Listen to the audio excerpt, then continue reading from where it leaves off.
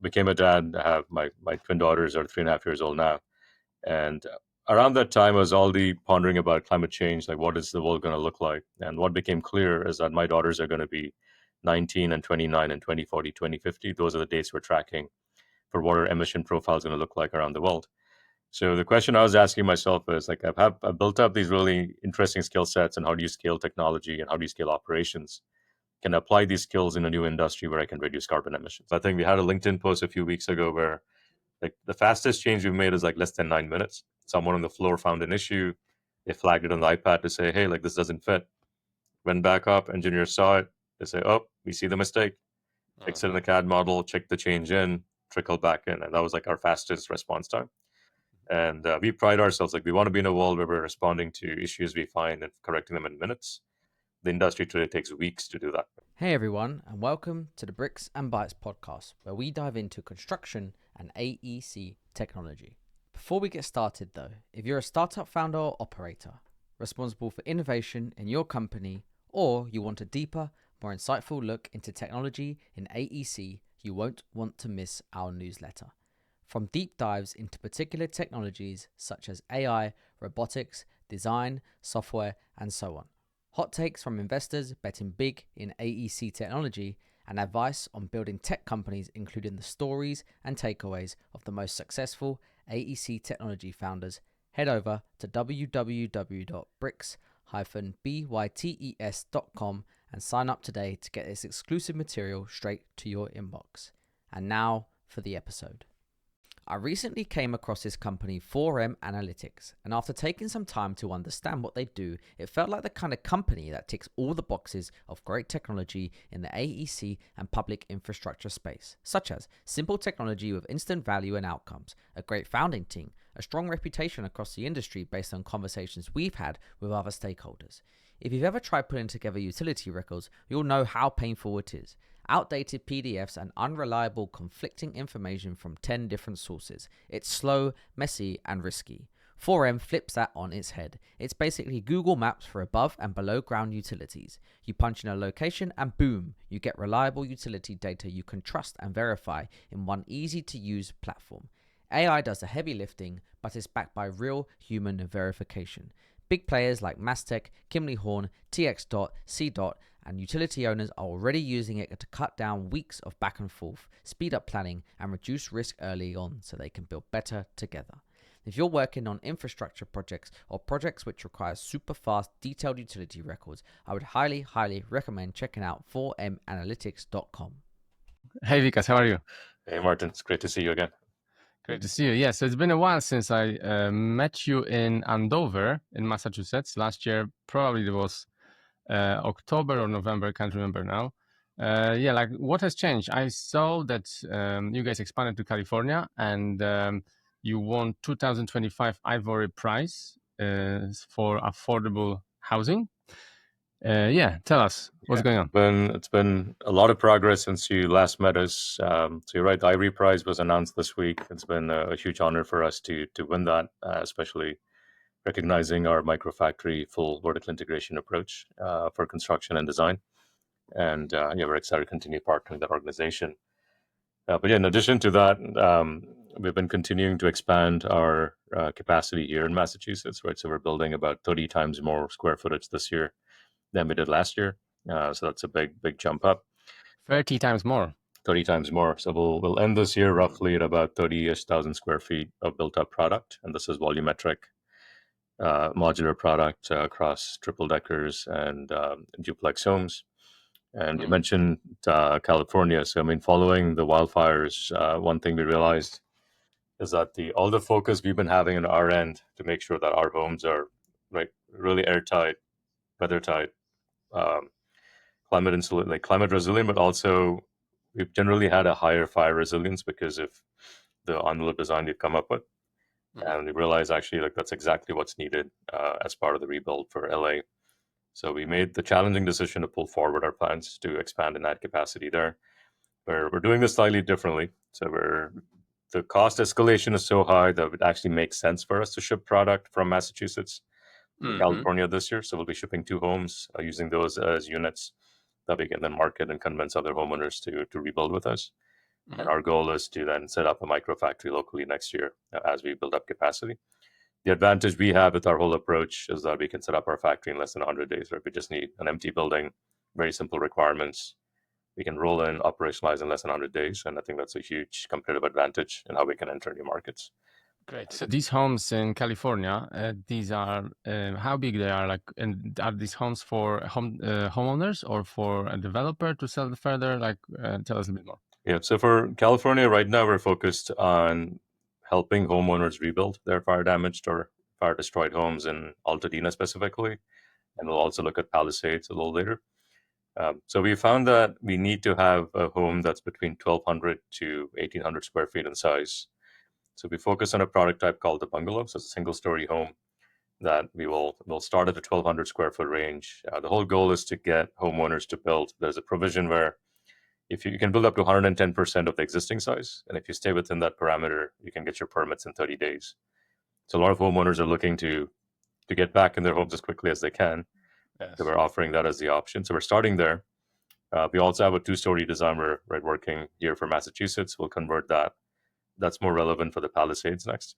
So for the next year and a half, the focus will be to help people on the fire rebuilding side. But once we stabilize capacity in California, then we'll go back to our playbook of selling to developers again and kind of opening up the whole range from small single family homes, ADUs, all the way through apartment buildings that are 4 stories high across 40 to 80 units. Okay, great. I'm gonna ask you later about details of this, as I'm super curious how you are provisioning for like fire in those homes, because I believe they are timber frame, especially in the California region. But maybe let's unpack a little bit about you first. So you're CEO of Reframe, and tell us what's your background. You spent over a decade in Amazon Robotics. That's right. Why do you have the right papers to the job? That's an excellent question. It might be a slightly longer answer, but I'll try my best to be brief here. So I started Reframe 2.5 years ago after spending over 11 years at Amazon Robotics. The journey into Amazon Robotics was through an acquisition. I was at a startup called Kiva Systems. We were disrupting traditional assembly lines for warehouse automation, right? So we're disrupting conveyor lines and traditional methods with mobile robots and software. And Amazon saw the potential with us, bought the company, and we scaled Amazon's entire fulfillment and transportation network, right? The fact that most people have same-day shipping today in the US is a lot of the work my team and I did in building out the fulfillment center network, the sortation center network, and deployed over 500,000 robots. But while the robots are easy to talk to, I think the real thing we unlocked was we truly made e-commerce fulfillment a software problem.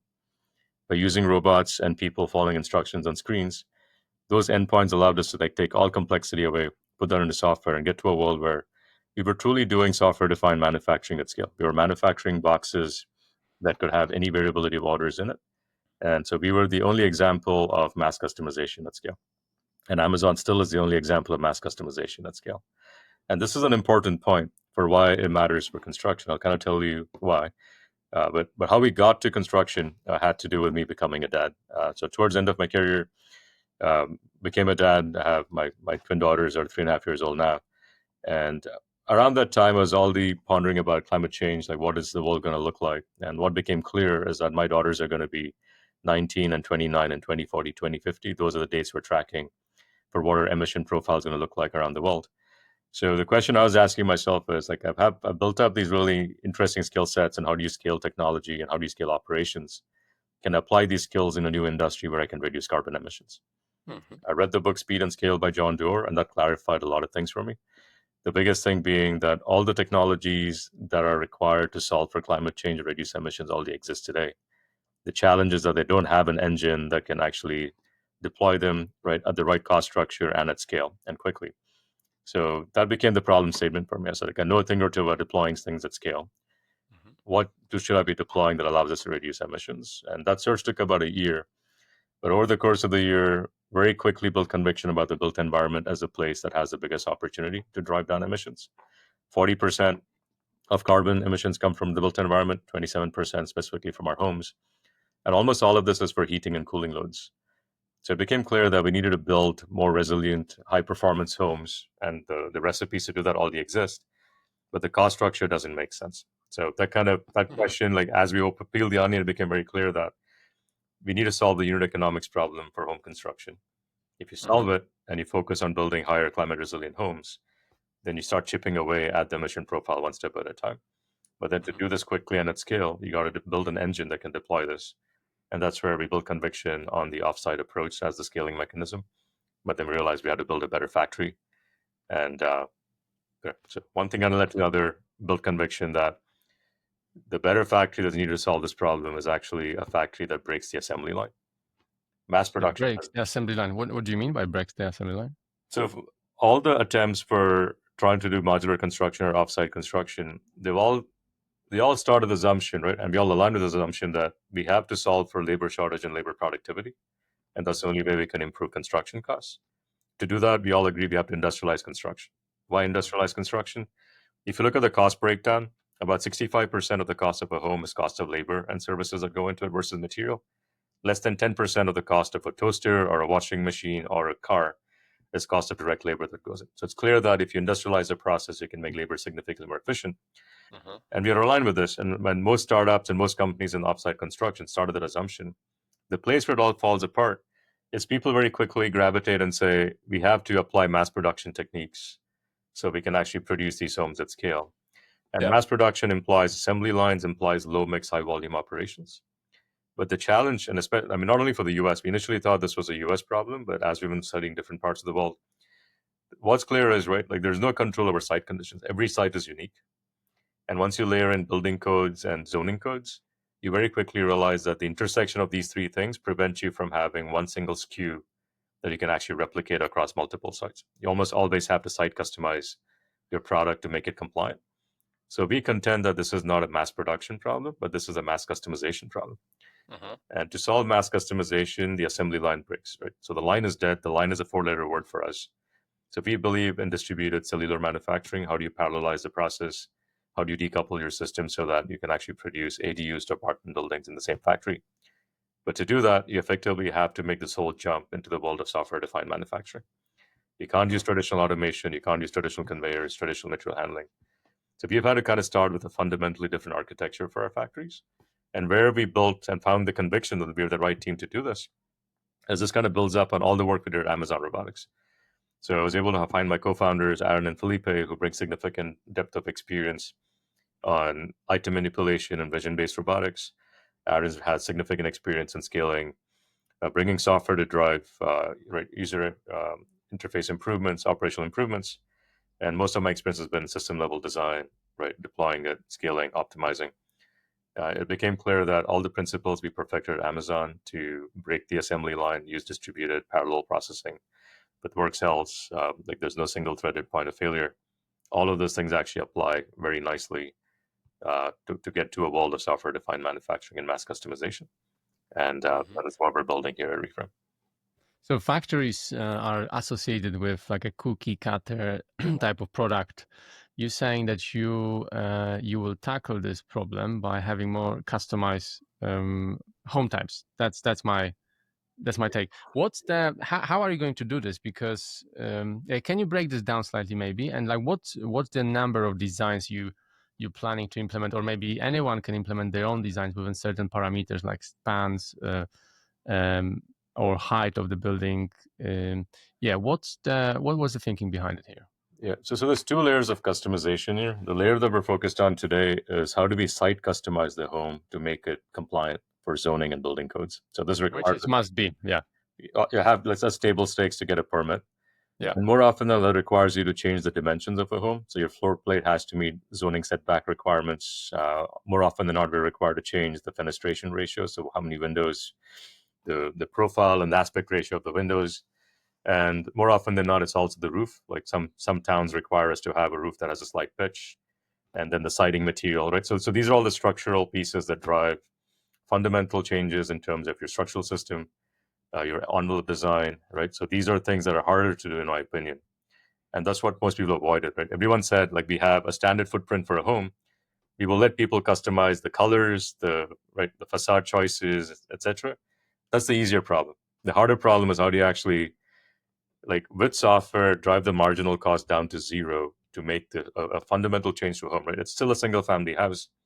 It might still roughly be 2,000 square feet, but the aspect ratio is going to be different to fit the site it's in to be compliant by zoning and code.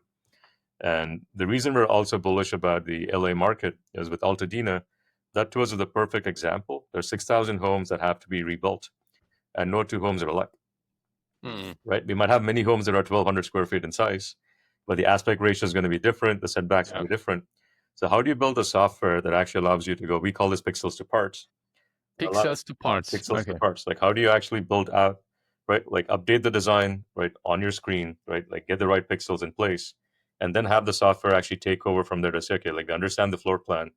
How do we fit that out with the right framing structural design? How do we then route our plumbing, MEP services to get to an engineered design that we can then fabricate?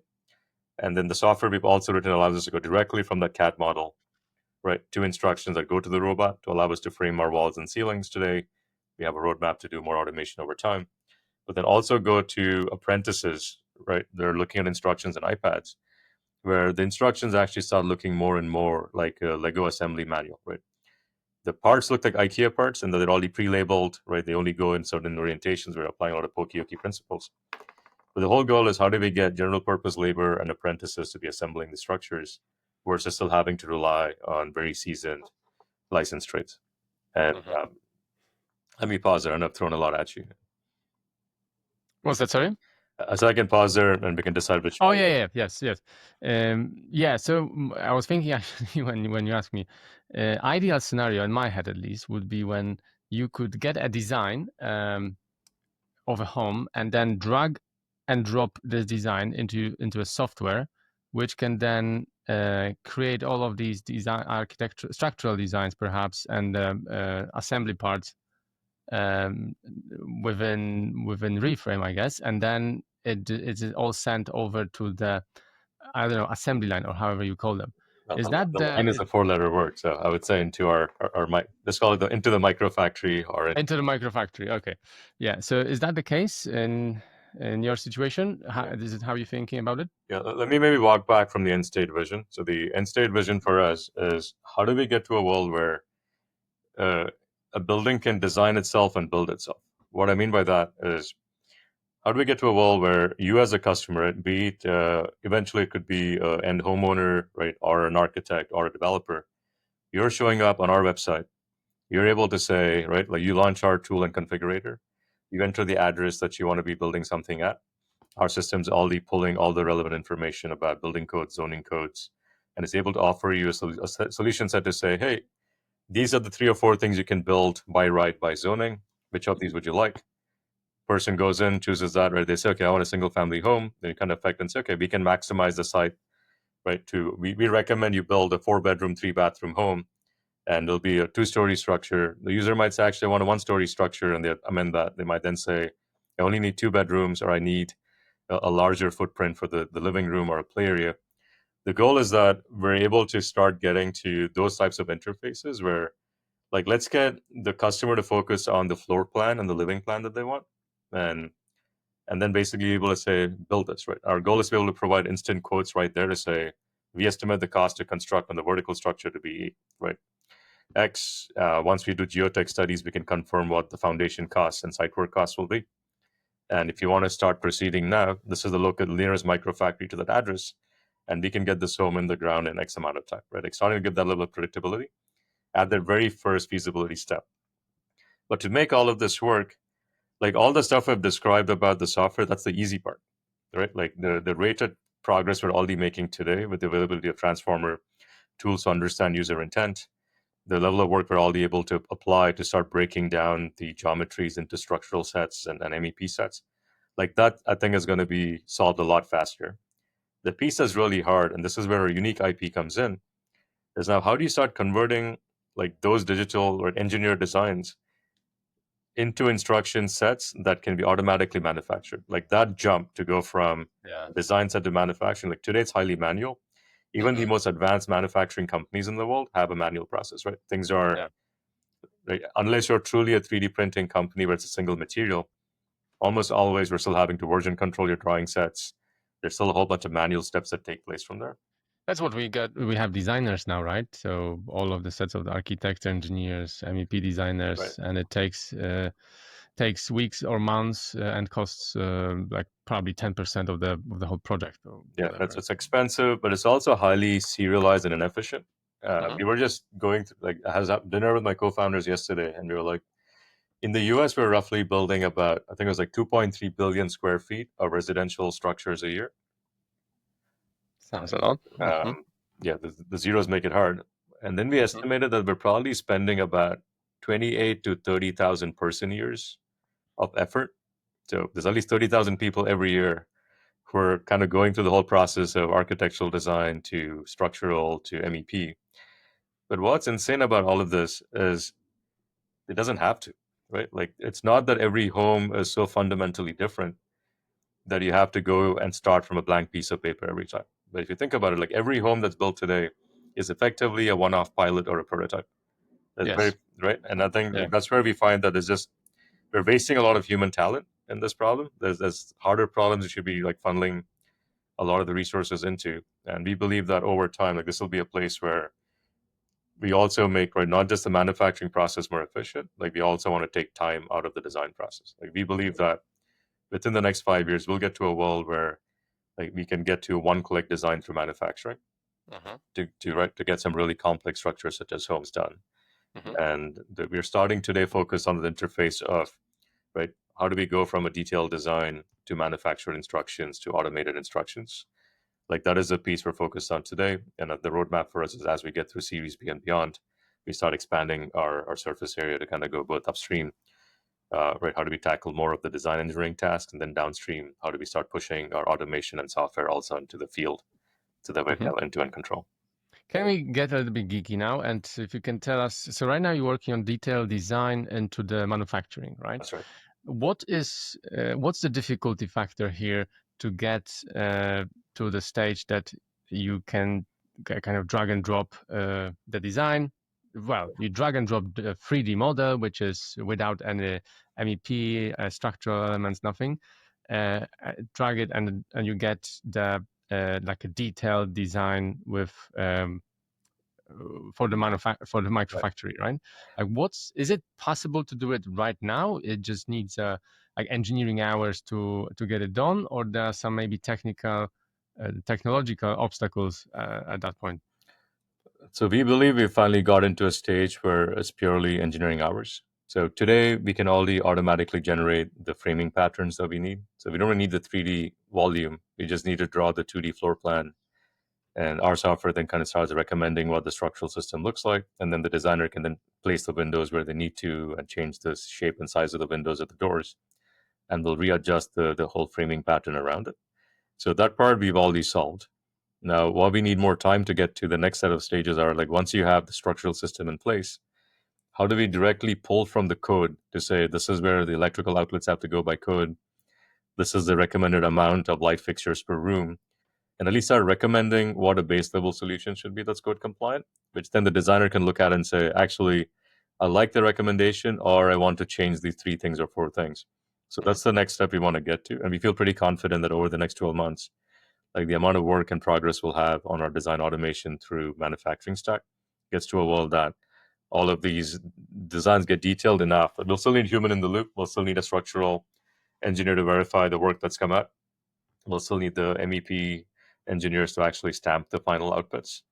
But the piece that's interesting here, right, it's not just the design piece. Like, where our IP comes in is, like, every time we're designing these geometries and subcomponents, we're also automatically creating what we call annotated views or work instructions. So the Okay, what's place where that? things break today is you can get to a really fancy CAD model. What do you do with it, right? And then in our case, it's like when you were at the factory last time. I don't remember if you saw the way we're printing instructions directly onto our studs onto sheet goods. Like, we believe that material marking, so that the instructions are directly in place, is a very superior approach for allowing people to, like, start making intuitive logic on it. Where should the wires go? Like, we already pre-drilled the holes.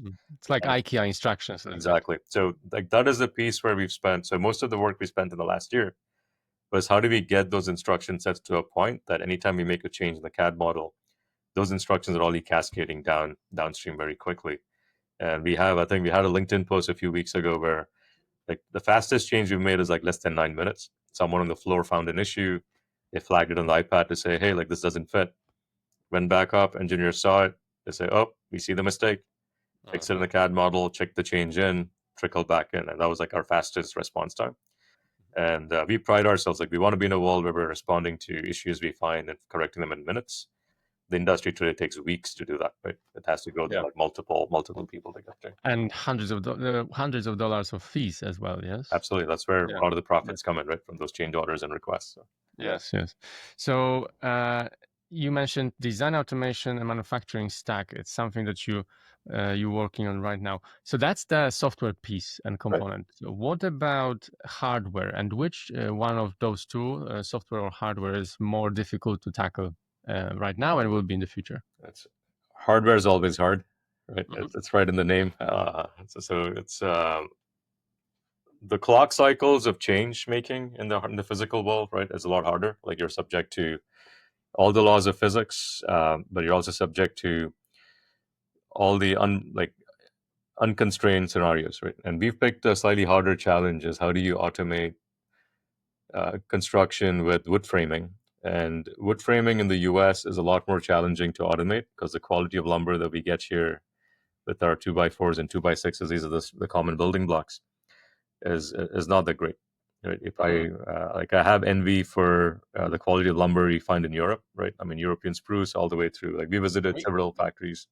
We take all of our, I think, lumber in Europe and UK, most at least, from Sweden, I think. Yeah, so Sweden's got a bunch. Then we visited factories down in the DACH region, and there's plenty of forests out there again around Austria to right the Dolomites, etc. So quality of lumber and forestry practices in Europe vastly superior to what we have in the US, and so the challenge we've had Good enough. Here's good enough. right.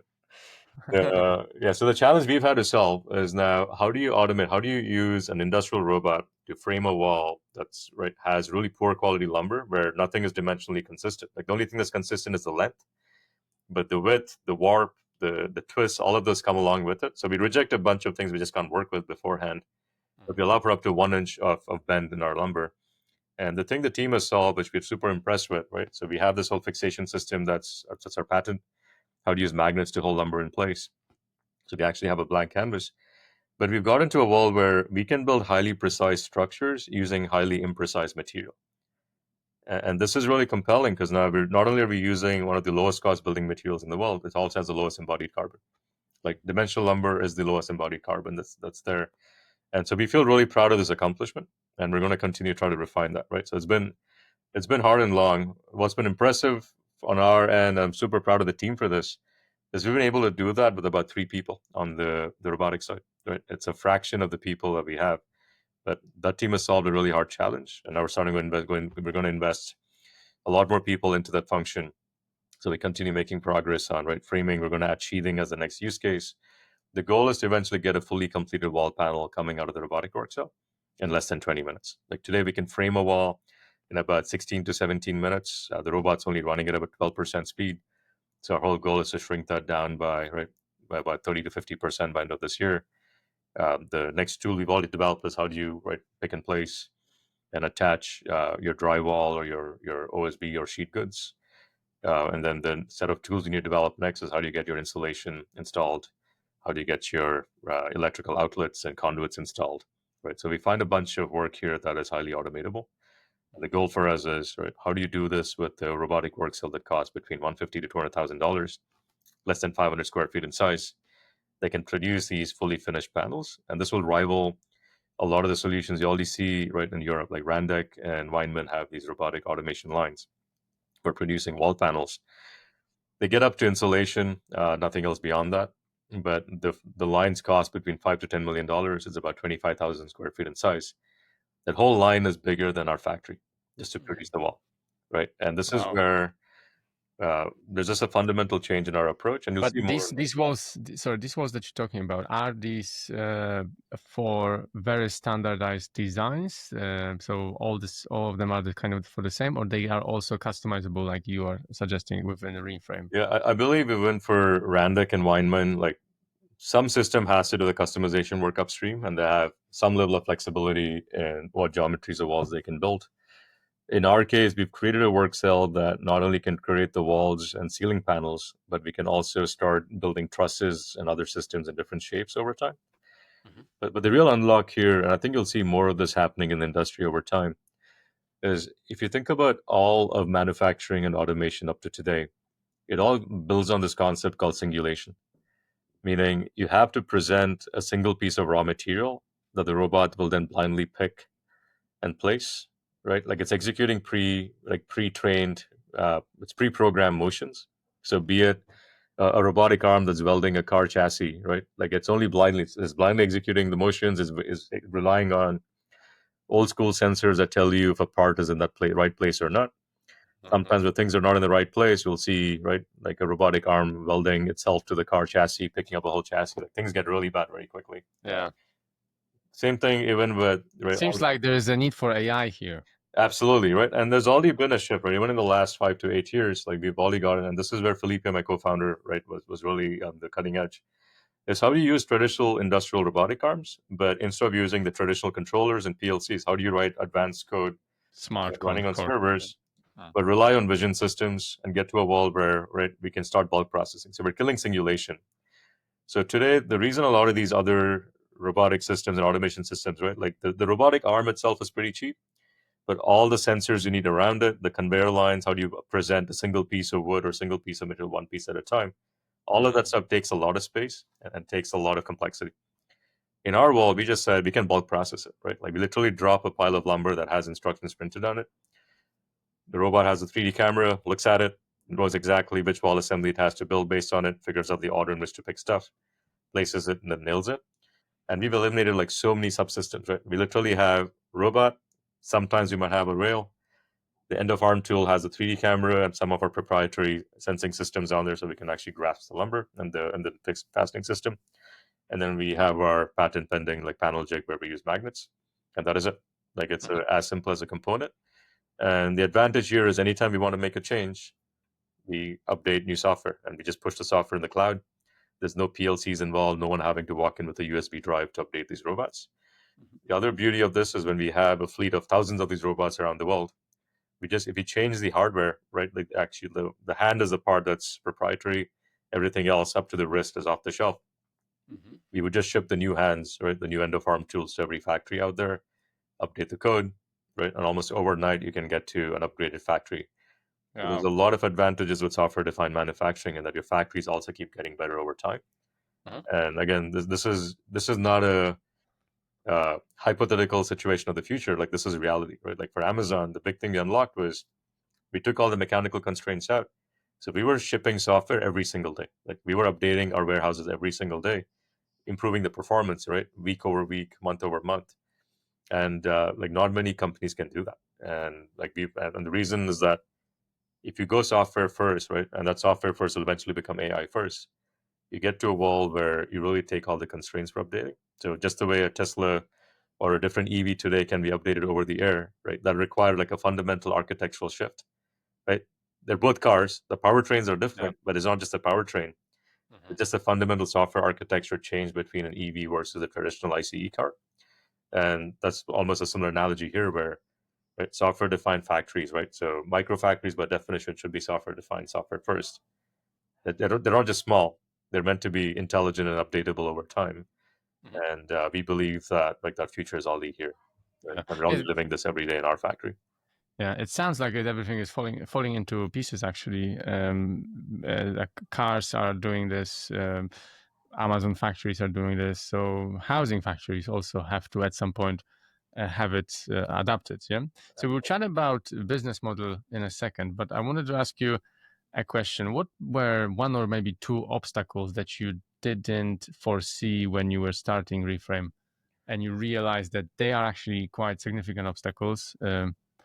Maybe you're battling them now, or Yeah, I'd say there's two classes of problems that surprise us. One class is uh, the aspect of change management in the industry, right? So I think on the like a developer, a real estate side, or just across the full stack, like it's been really challenging to find the right type of structural engineer or your MEP engineers or even architects, right? So we were fired by our first architect.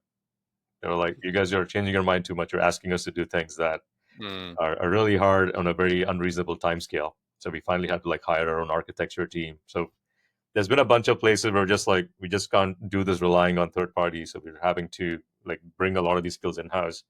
This just has to do with the industry has been used and trained on a clock cycle or clock speed that's in months and years, and we're trying to get that down to hours and days.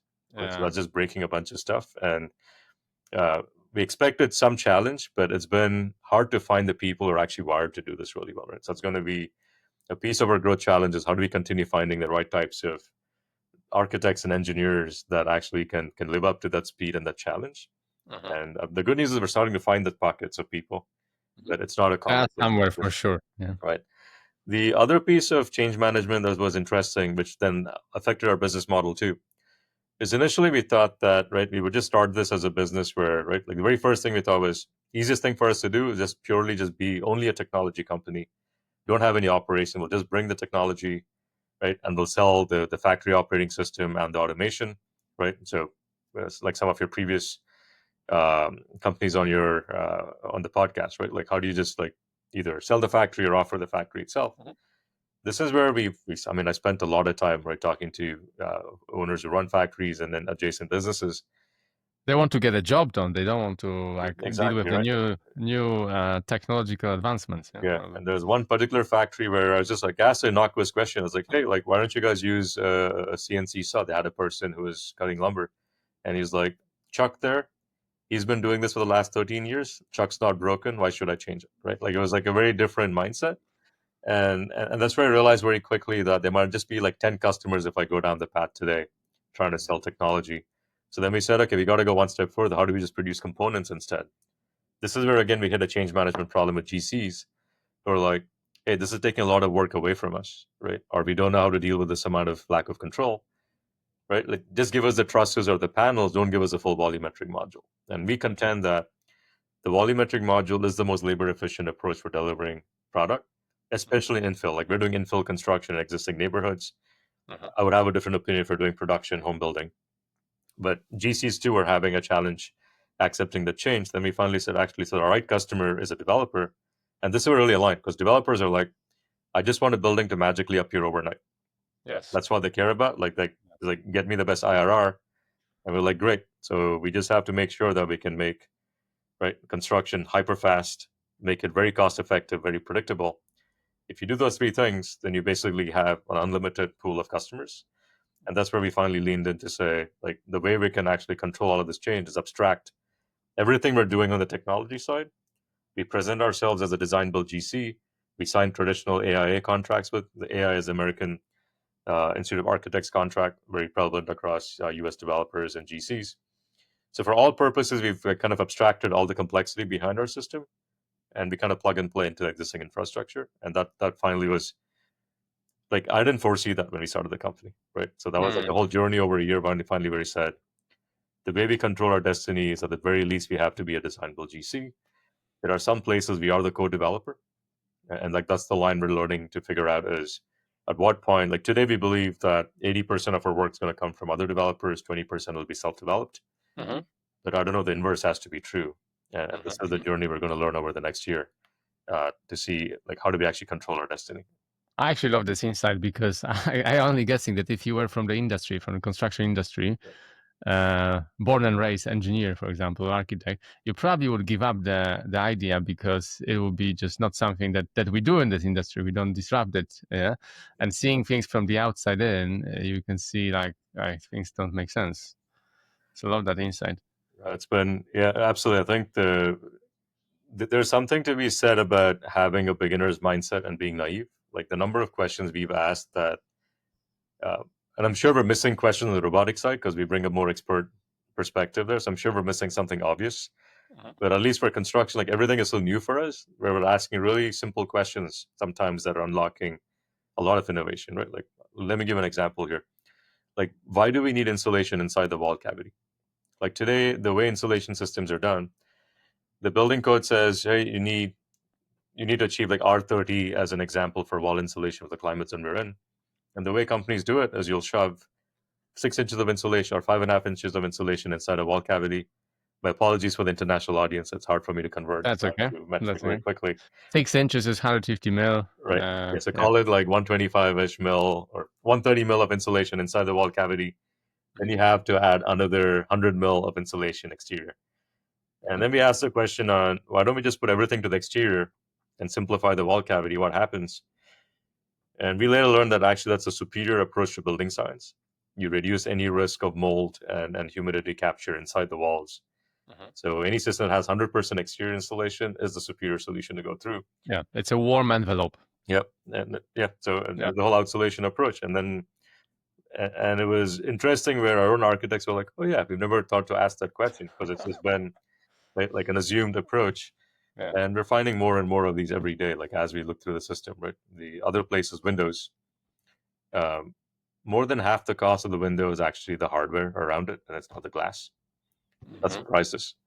And in our design language, most of our windows are fixed. It's just glazing units.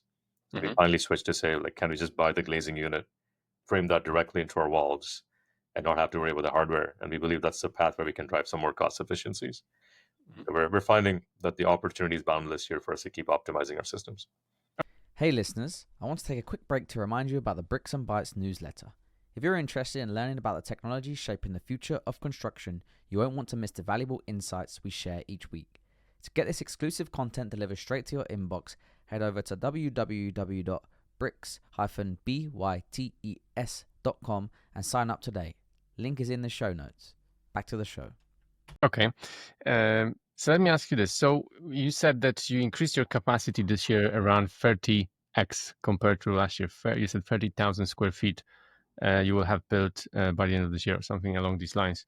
So can you tell me what is the current business model and what's your like phasing plan to maybe scale it and to go into other verticals in terms of potential customers, or are you going to be a developer yourself, or are you going to sell these? What's the plan? Yeah. So today we have conviction on a few things. One is that we want to continue to own and operate our factories. We believe that there is still a lot of details to be figured out, and there aren't many people in the industry who can actually bring the manufacturing experience to run operations. It's different to manage construction versus to manage manufacturing.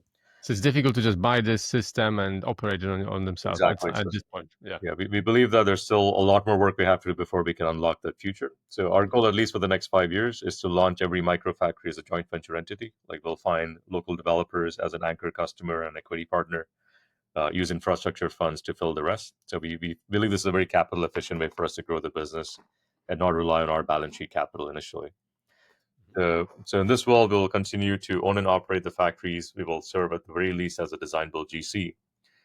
So this we have conviction about. The piece of it running an experiment this year, we're a co-developer on a project. We're building 12 single-family homes in a duplex configuration later this year. So this is going to give us some signals on what does it actually look like for us to be a co-GP. Did that control actually help us, or it cause more unknowns and uncertainties? And following that experiment, the lessons from it, that'll give us another signal to say, do we continue to run more of these co-development experiments? Should we double down and actually switch our profile where we're doing more self-development, and any excess capacity we have, we then sell to exterior developers, right? So I think there's this big existential question. What's your thoughts so far? I believe in simplicity, and I also believe that the closer you can get to the end consumer, the more control you actually have in terms of driving the right value prop. So my personal instinct, right, and this is me speaking for myself and not as the company CEO yet, is like building a simpler model where we are a full stack group that is developing and manufacturing this unit. So we're focused purely on maximizing customer satisfaction and user experience. That simplifies a lot of things for our team, because then everyone can just obsess on one thing, right? How do you make the user living experience phenomenal, unrivaled? How do you make the purchasing experience unrivaled? How do you make the maintenance and the longevity experience more unrivaled? Today, when we work with developers, right, we end up in the split personality where I have to keep telling my team we have to obsess over the customer experience, which is the developer's experience, But then we can't lose sight of the user experience, which is the people who are finally buying it or living in it. And it's hard for people to keep two distinct things in mind, right? So to me, I think the simplest thing to do is to say, focus everything into like, how do you obsess over the end user and have them have, right, the most unrivaled experience in how they buy their home, live there in their home, maintain it. And but we need to figure out if, right, like if that's the business we can actually build at this stage. Is that something we do today? Is that something we actually grow into over the next 5 years? So that's the piece. We'll continue running experiments to learn and get some physical data points. And based on those data points that we collect, then we can make a more informed decision to say, yeah, like that actually works better, and we'll do that. Okay. I wanted to ask you about, are you delivering, so is the Microfactory delivering the house, the full house within, so obviously the structural components, the weather proofing components, and any interior finishing as well, or where do you stop within the reframe systems Microfactories?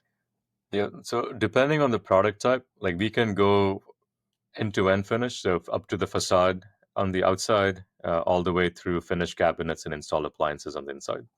But is it automated in a way that is produced within the Microfactory, or certain components are not manufactured within the Microfactory, and perhaps they are bought externally and just go to the site and assembled on site? So the stuff I'm mentioning are things that are already installed into the module and are inspected in the factory. So what comes out of the factory, right, depending on the project. So the first project we did, it was two modules that were stacked vertically. So we were actually able to do full facade on the outside in the factory, all the way through, right, installing the dishwasher and having full cabinets on the inside. So that's what came out of the factory, certified and inspected. And all we had to do on site is, right, attach the two boxes, do final button up. The project we're working on right now is a triple decker. It's a much larger structure, it's about 10 times as big. And we have 29 different modules that we need to stitch together. So for this project, we made a slightly different decision where we said we won't do the facade in the factory because we'll create too many seam lines to actually stitch effectively. But we'll get up to the exterior weather barrier and insulation and outsulation. And on the inside, we're fully finishing it, right? So we're getting up to fully finished kitchens, flooring, bathroom, etc. And the advantage we have here, like our whole business model, because we serve as a design build GC and not as a modular manufacturer, we control the factory and the field. So we get to make decisions on a project to project based on what's most efficient to do. So like drywall finish, right, is one of the slowest processes in the factories today. We're already working with the materials company to test out a wallpaper solution. We hope that works. But until that happens, we have a choice to make. If I need to get more throughput in the factory, I can skip getting to level 4 or level 5 finish for drywall, just do the first coat and then do the final stuff in the field. Or if my factory is running slow, then I can actually just do all of it in the factory, right? So we have this flexibility that is not normally available to most modular manufacturers because their responsibility typically ends like once the module like leaves the factory itself. In our case, where like we pride ourselves in that we're delivering a turnkey building, right? A home or a bunch of housing units. Like how we deliver it, like is within our control. In the future, if we finally realize that the regulatory environment has changed enough that we can start shipping enclosed panels and do a hybrid system between enclosed panels and modules, we will still do that. Right? Towards the end objective here is not how we make the factory more efficient. The end objective here is how do you deliver a home, right? Incredibly fast, incredibly cost effectively, and predictably. And so that's the bounding box for us. Okay, what's the number of homes that one Microfactory can can produce? And yeah, how many people would live in? Sorry, would work in it? Yeah. Yeah, and what's the also unit economics of one home right now? Are you competitive with the traditional construction market, or are you more expensive, cheaper? Tell us where you are now. Yeah, no, really good questions. Let me talk about the factory first. So the factory we're looking to scale is what we call the M1. It's a factory that's about 50,000 square feet in size, roughly the size of a garden center at Home Depot. And this factory can produce right between 400 to 500,000 square feet a year. So that translates, so depending on the type of home, it's between 250 single family homes to right 500 multifamily units a year. And that's on a single shift. And then we can adjust the throughput up or down based on staffing.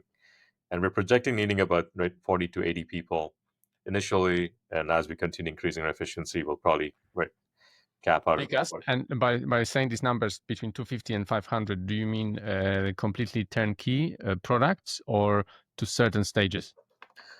So the out of the factory is effectively what we can do up to, right? Like facades on the outside to interior finishes fully done. And then right, we also have a field component of the business. So every factory we launch will have a field team. And the goal is that they're able to also kind of scale up as they run through it. So that scaling number, we're going to learn more this year in terms of like how many people we actually need to scale that ratio.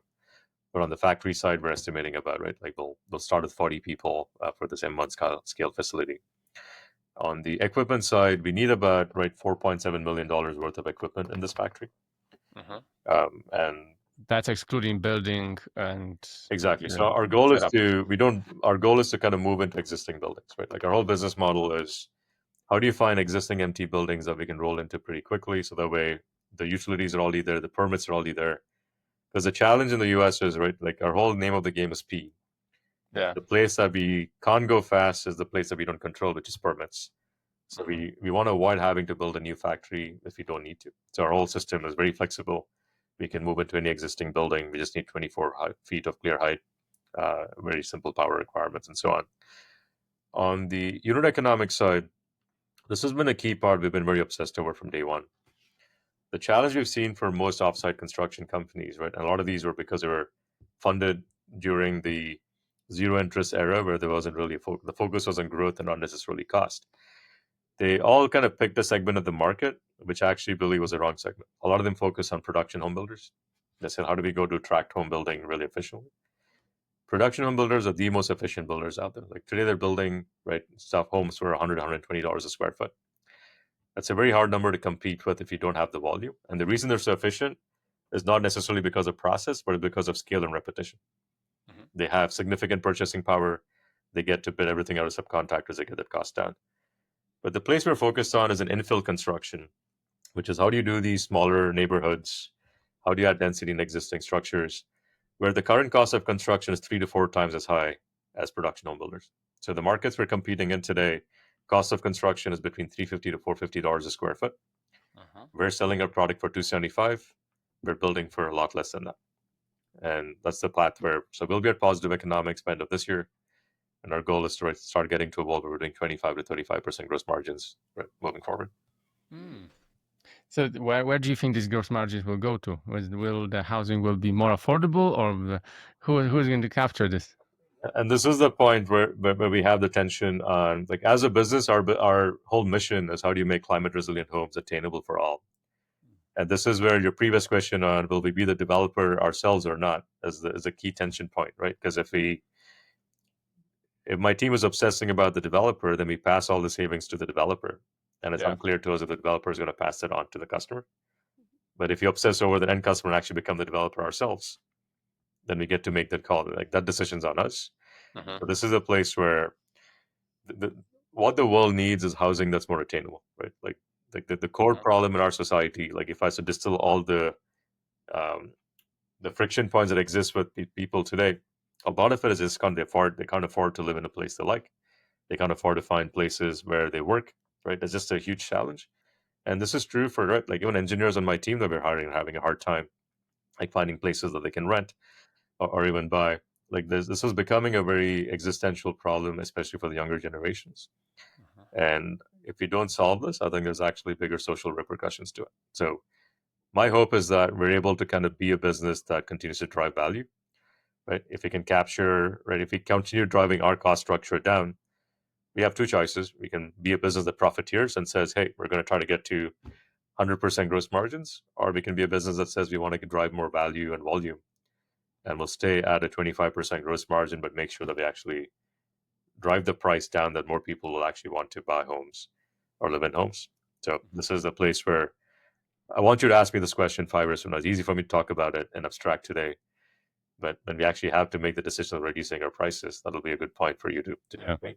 Yeah, it's interesting because I believe that the price reduction comes from competition always. Well, not always really, but if there's a tough competitive market, then you probably have to adjust the prices. Right now, it seems like there is competition in this space.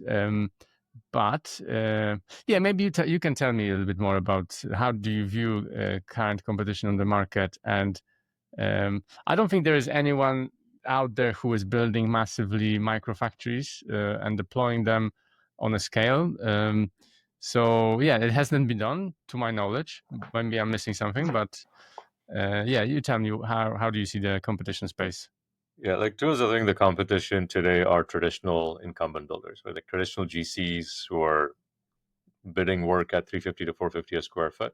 Like that's our competition in these infill markets, and that's where we're starting to win contracts and displace some of the existing players.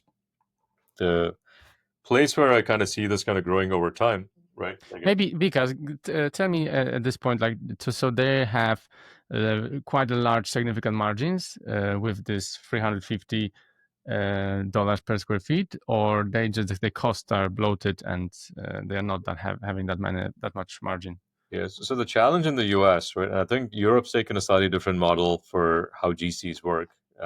Like if you look at the Goldbacks or the Bouygues in Europe, right? Not they're not just this project management layer as a GC. They actually have all the trades that performing all the work. So that way, like they're one company that kind of goes right from site work all the way to finish. In the US, the way GCs have evolved over time is they don't do a lot of self performance. They've become the layer that can own the permit. They become the project management layer and the liability layer. So they're kind of controlling the risk of the project. But almost everything else gets subcontracted. Some GCs might have their own site work crew, but then they'll subcontract framing and everything else. So in general, most US homes today need about 22 to 25 different subcontractors to come in and finish the project. And you're paying for everyone's markup, right? So the way the GC structure works, the GC is not incentivized for cost control because they get to basically add their fee and markup on top of whatever they're getting charged. And we experienced this first time. The first project we did, we actually hired a third party GC to take care of site work. And it was a very frustrating experience because whatever costs that they got, their question wasn't, that cost is too high, we need to drive it down. It was like, hey guys, the costs have increased. Here's your new number. And this is where we found that it's actually the way contracts are structured today. Like the GC, like unless you're working with a sophisticated commercial agreement where you'll do a gross max price, etc. On all these smaller projects, the customer doesn't have a lot of choice. So the contracts are typically time and materials. You'll have an estimate, but that estimate could change. So what you started with the bid versus what you finished with could be very different. And a lot of this has to do with this whole lack of vertical integration. The fact that very few GCs actually have the full stack approach. They have no cost certainty. Like every time they go to a new project, they have to bid everything out, understand what the new market conditions are, and kind of readjust prices.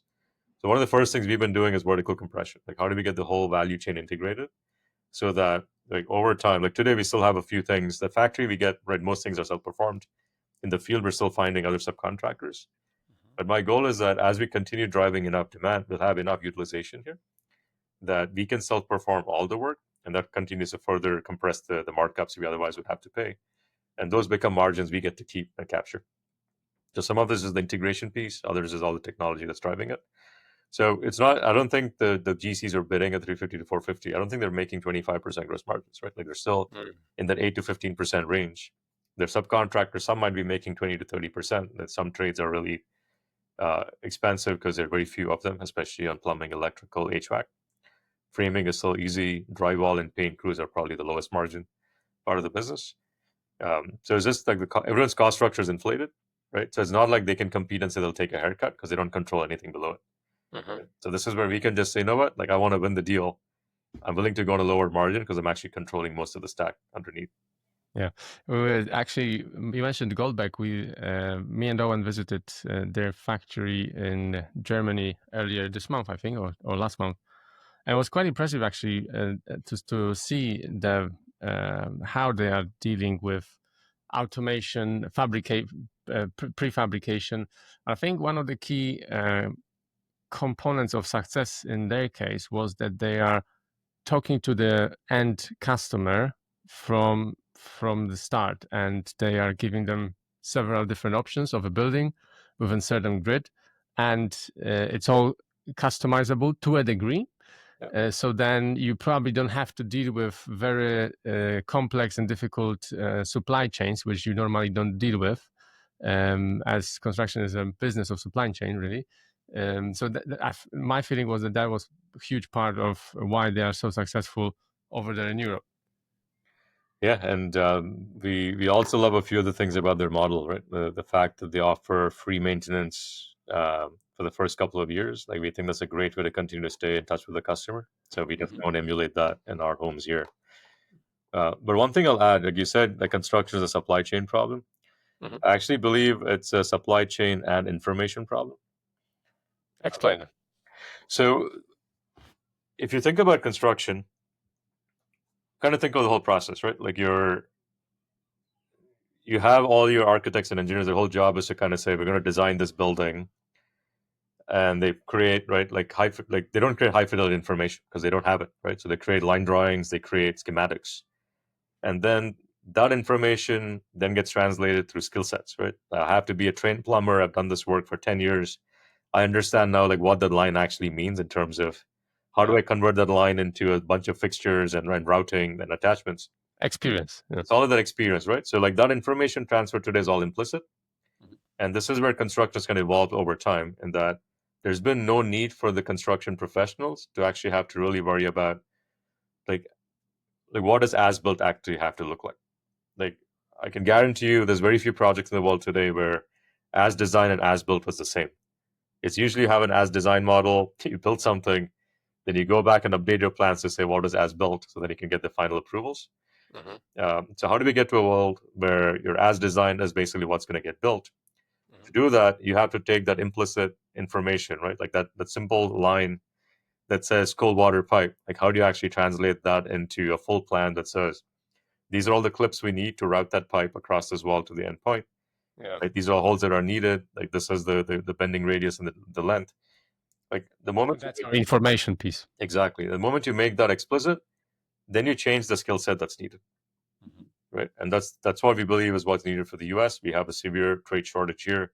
40% of all the plumbers, electricians are going to be retiring in the next 10 years. There's not a lot of new people coming in. So if you don't solve the information piece, like you still have this whole missing challenge, right? So we've seen approaches where people are choosing to automate the easy stuff, right? Like towards the framing automation is one of the easier parts of the problem. The real challenge here is like what do you do with the remaining 80% of the work? And that's where we believe that information, like how you tackle the information problem, is what's going to lead to success. And And how is it done in your case? Like on this example that we touched earlier, like I mentioned, this sounded to me like an IKEA instructions. Is it so?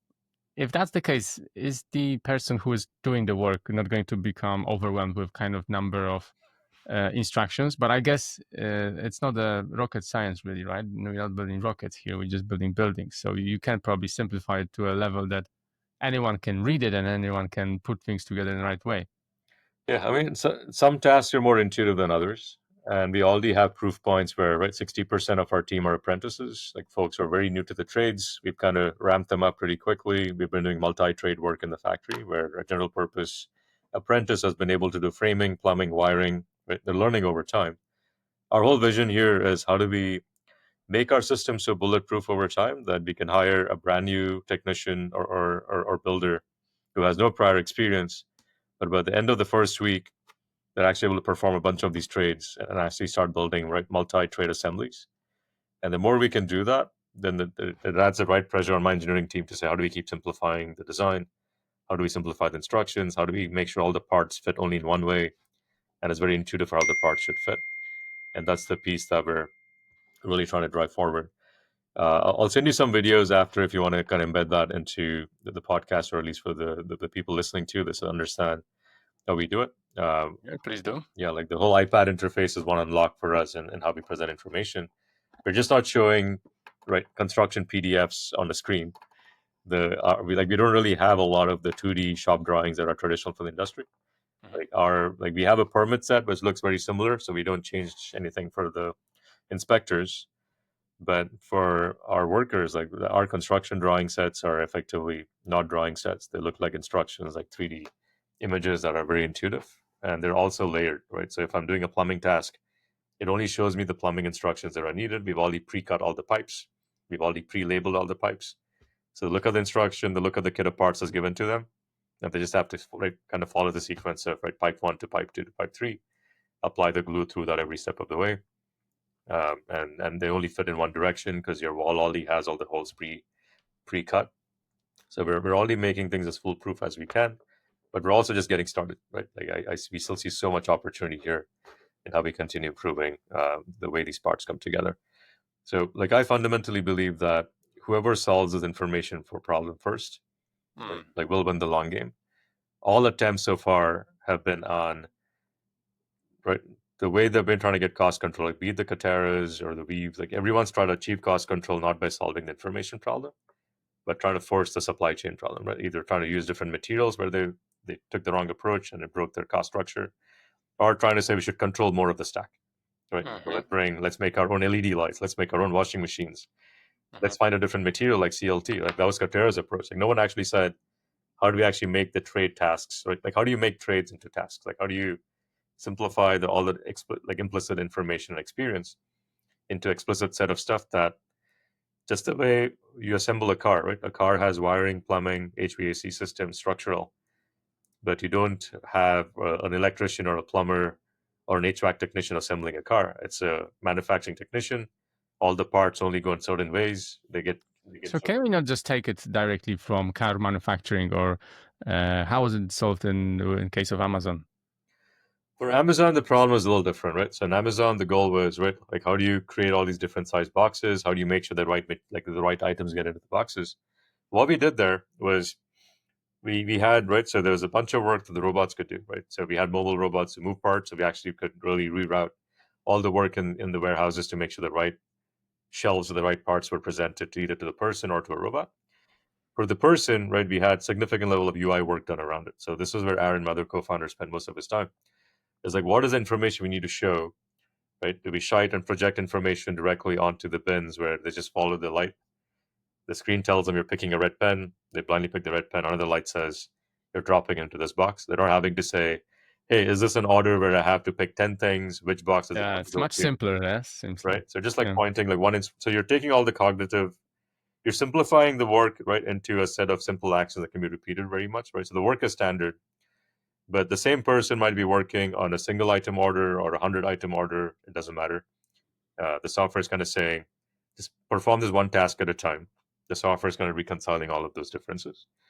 And that's the same approach here is, right? Like all of our assemblies are multi-trade, but how do you just show the right level of information at the right time? In our case, the work cells are a little different today, but there's still places where we're already trying to augment stuff, right? Like today, we're marking information directly on the material. There are some places we're considering projection techniques, so we can actually project where things have to go. But right, these are places we'll continue experimenting to make sure that the information becomes as streamlined as possible. How about AI assistant, which is watching you assembling things and telling you, yes, just giving you live feedback and instructions of how you should not be doing it? It's a really good idea for training. So what we've learned is even the amount of information we're providing our builders, sometimes we think is too much. Like after the first or second time, they're like, I don't need all of this. Yeah. Right. So it might be really good for like a initial training co-pilot, but you actually have a person going in. The place where we see value, the idea you mentioned, Martin, is more on the QA side. Like how do we actually like not tell a person how to do stuff, but at least verify that they did the work that was supposed to be done. And that's a high value work that we want to start building some algorithms on next. Okay. Vikas, thank you so much for this.